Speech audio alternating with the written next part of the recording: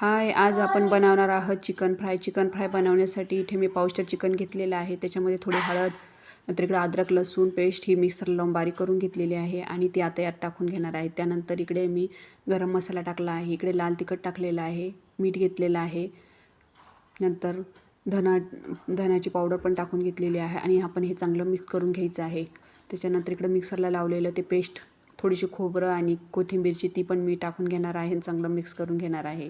आपल्याला हे chicken fry करून घ्यायचं आहे. त्याच्यासाठी मी तवा तापत ठेवला आहे, त्याच्यावर तेल टाकलं आहे आणि तेल तापल्यानंतर आपण हे चिकनचे पीसेस त्याच्यावर टाकून घ्यायचे आहे आणि छान हलके असे गोल्डन कलरचे असे फ्राय करून घ्यायचे आहे. आता हे एक साईडनी फ्राय झालेले आहे. तर तुम्ही बघू शकता अशा पद्धतीने कलर आला का, तर आपण दुसऱ्या साईडनी पण पलटून घ्यायचे आहे आणि हे चांगले तळून घ्यायचे आहे.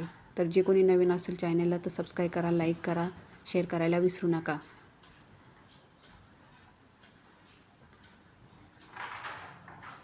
आता हे छानपैकी तळत आलेले आहेत. तर आपले हे पीसेस तयार झालेले आहेत खाण्यासाठी.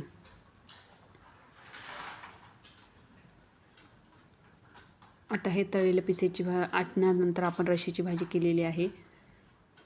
त्याच्यामध्ये आपण खोबरं आणि चिकनला चांगलं शिजवून त्याच्यानंतर खोबरं, अद्रक लसूण पेस्ट टाकून चांगलं तळून घेतलेलं आहे आणि आता ही घट्टसर खाण्यासाठी भाजी पण तयार आहे.